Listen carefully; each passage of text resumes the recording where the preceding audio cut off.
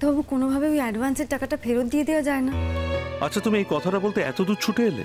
তুমি ফোনেই বলতে পারতে আমাকে। ডাক্তারবাবু আপনি বুঝতে পারছেন না, আমি আপনার কাছে ছুটে এলাম তার কারণ আমার খুব বিপদ। বিপদ? কিসের বিপদ? আরে ওই যে আপনি শুনেছেন তো যে এবার আমাদের ও বাড়িতে দুর্গাপুজো হবে? হ্যাঁ, শুনলাম তো। হ্যাঁ, ওর ইচ্ছে যে আমরা যে দুর্গা ঠাকুর বানিয়েছি সেই ঠাকুর দিয়েই আমাদের বাড়িতে পুজো হবে। তা কি করে সম্ভব? ওটা তো আমি অ্যাডভান্স নিয়ে বসে আছি।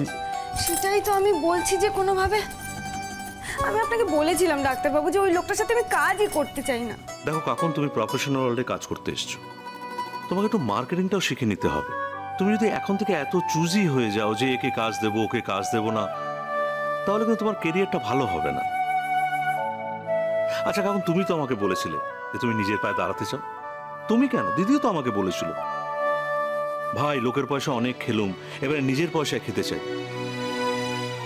কি বলেছিল না বলো? আপনি বুঝতে পারছেন না ডাক্তারবাবু, আমি আমি খুব বিপদে পড়ে ছুটে এসেছি। আমি সব বুঝতে পারছি, কিন্তু এর মধ্যে বিপদের তো আমি কিছু দেখতে পাচ্ছি না। বাজারে তো অনেক ঠাকুর কিনতে পাওয়া যায়। আরে বাবা, বাইরের কেনা ঠাকুরে ও তো পুজো করবে না বলেছে। আরে বাবা, সেটা তো ওর চয়েস, সব ব্যাপারে তো এইভাবে জোর করতে পারে না। ও একটু ওরকমই, জানেনই তো, ছেলে মানুষ। এখন তুমি ওকে ছেলে মানুষ বলে প্রশ্রয় দিচ্ছ। এখানে তো প্রশ্রয় দেওয়ার কিছু নেই, তুমি একটা ঠাকুরের জন্য অ্যাডভান্স নিয়ে নিয়েছো। এখন এরকম আনএথিক্যাল কথা বলে তো লাভ নেই।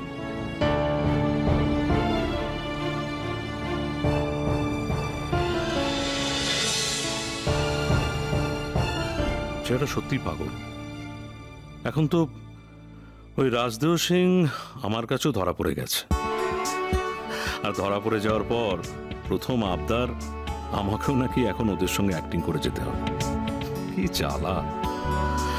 আমাকে আবার এই কথাও বলেছে কাকুন এলেই যেন আমি ওকে ফোন করে দিই। তাই কাকুন যখন ফোনে আমাকে বললো, সঙ্গে সঙ্গে আমি ওকে ফোন করে জানিয়ে দিয়েছি।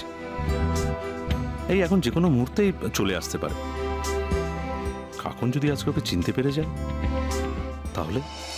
ডাক্তারবাবু, ওর যখন ইচ্ছে হয়েছে যে আমার তৈরি করা ঠাকুর দিয়েই আমাদের বাড়িতে পুজো হবে, তখন আমি ওর কথার বিরুদ্ধে যেতে পারবো না। আমার ওই ঠাকুরটাই ফেরত চাই ডাক্তারবাবু। এই তো আমি টাকাও সঙ্গে করে নিয়ে এসেছি। কিন্তু লোকটা যে আমাকে দিয়ে কন্ট্রাক্টে সাইন করে নিয়েছে, বিভিন্ন কোর্টেও যেতে পারে। ডাক্তারবাবু, আপনি আগেই এত এত ভয় কেন পাচ্ছেন? আপনি একবার ওনার সাথে কথা বলুন না, একবার রিকোয়েস্ট করে দেখুন না, উনি তো শুনলেও শুনতে পারেন।